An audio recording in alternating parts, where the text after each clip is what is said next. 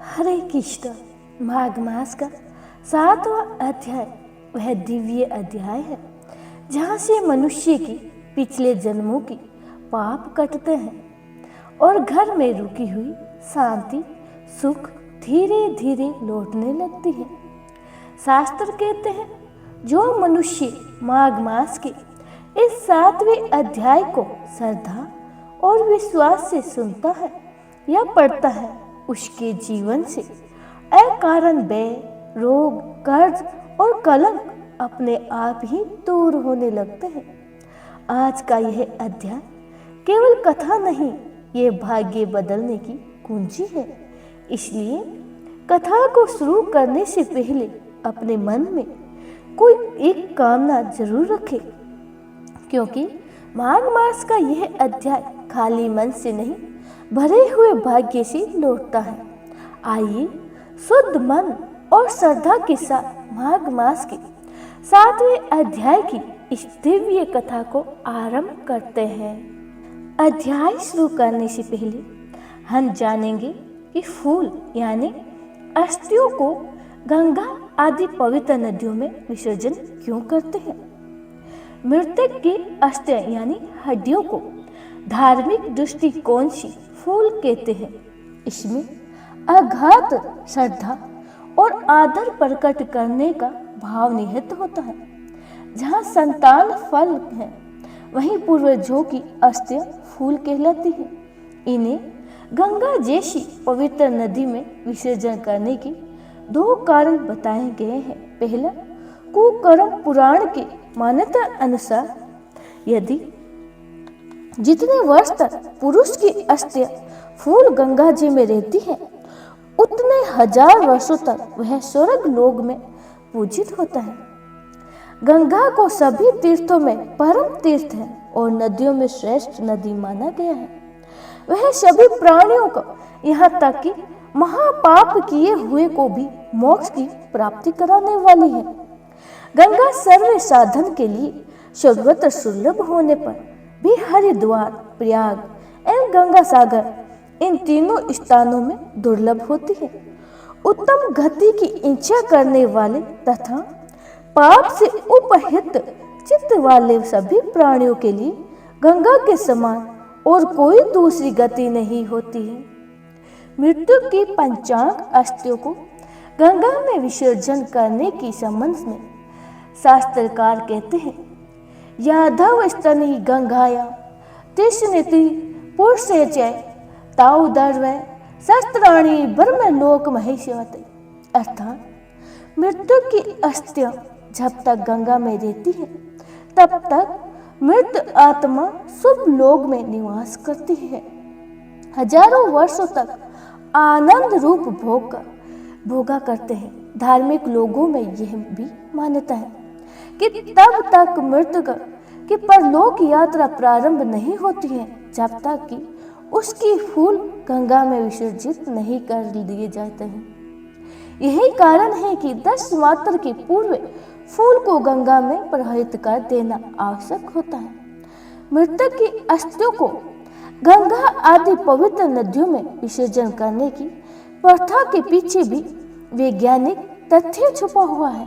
क्योंकि गंगा नदी में सैकड़ों वर्ग मील भूमि को खींचकर उपजाऊ बनाया जाता है, जिससे उसके निरंतर प्रभाव के कारण उपजाऊ शक्ति घटती रहती है।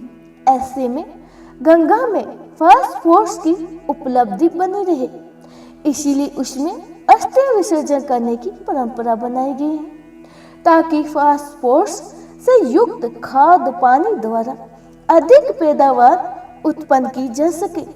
उल्लेखनीय है कि फास्फोरस भूमि की उर्वर शक्ति को बनाए रखने के लिए एक आवश्यक तत्व होता है, जो हमारी हड्डियों में प्रचुर मात्रा में उपलब्ध होता है।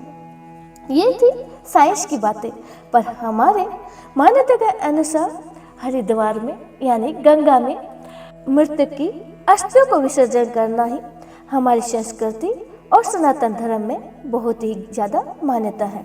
आइए अब शुरू करते हैं माघ मास का 7वां अध्याय। यमदूत कहने लगे कि हे विष्णु, मनुष्य को सदैव ही सालग्राम की शिला में तथा वर्ज या कीट चक्र में भगवान वासुदेव का पूजन करना चाहिए, क्योंकि सब पापों का नाश करने वाले, सब पुण्यों को देने वाले तथा मुक्ति प्रदान करने वाले भगवान विष्णु का इसमें निवास होता है। जो मनुष्य सालग्राम की शिला या हरि चक्र में पूजन करता है वह अनेक मंत्रों को फल प्राप्त कर लेता है, जो फल देवता को भी निर्गुण ब्रह्मा की उपासना से मिलता है।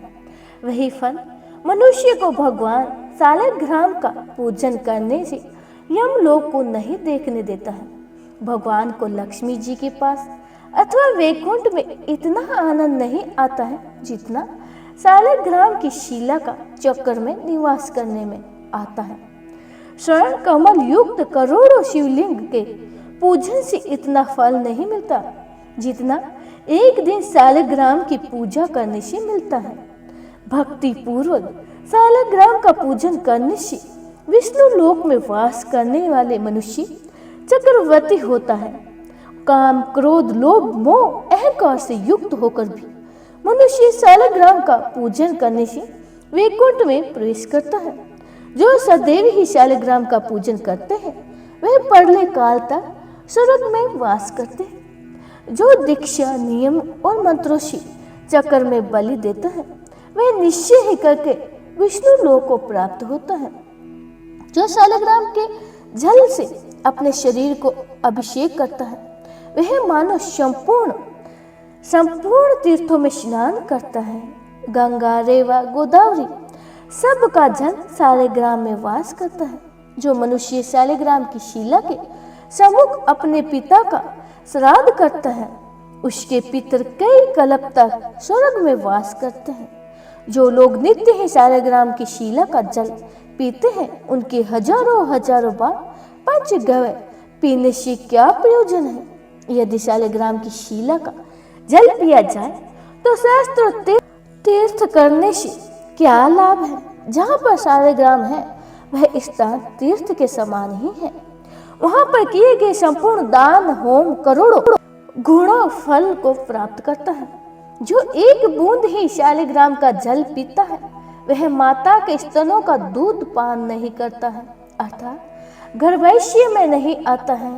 सालग्राम शिला में जो कीड़े मकोड़े एक कोष के अंतर्गत में मरते हैं वह भी वैकुंठ को प्राप्त होते हैं।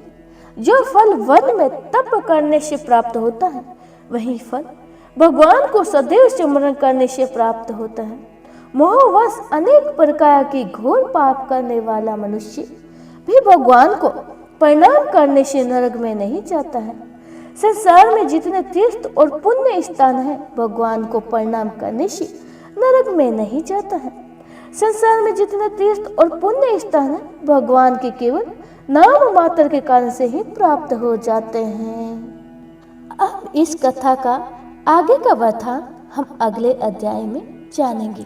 आप जानेंगे महाभारत में कौरवों की हार का कारण। दुर्योधन की मृत्यु के समय श्री कृष्ण ने किया था इस रहस्य का खुलासा।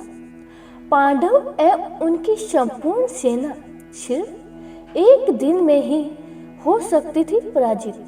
महाभारत के युद्ध समाप्ति के बाद जब कुरुक्षेत्र के मैदान में दुर्योधन मरणासन अवस्था में अपनी अंतिम सांसें ले रहा था तब भगवान श्री कृष्ण ने उसे देखकर मिलने गए। हालांकि भगवान श्री कृष्ण को देख दुर्योधन क्रोधित नहीं हुआ, परंतु उसने श्री कृष्ण को ताने जरूर मारे। श्री कृष्ण ने दुर्योधन से उस समय कुछ नहीं कहा, परंतु जब से शांत हुआ तब श्री कृष्ण ने दुर्योधन को उसके युद्ध में की गई उन गलतियों के बारे में बताया जो वह न करता तो आज महाभारत का युद्ध वह जीत चुका होता। कुरुक्षेत्र में लड़ने गए युद्ध में कौरवों के सेनापति पहले दिन से 10वें दिन तक भीष्म पितामह थे। वहीं 11वें से 15वें दिन तक गुरु द्रोणाचार्य ने ये जिम्मेदारी संभाली थी, लेकिन द्रोणाचार्य की मृत्यु के बाद दुर्योधन ने कर्ण को सेनापति बनाया। यही दुर्योधन के महाभारत के युद्ध में सबसे बड़ी गलती थी।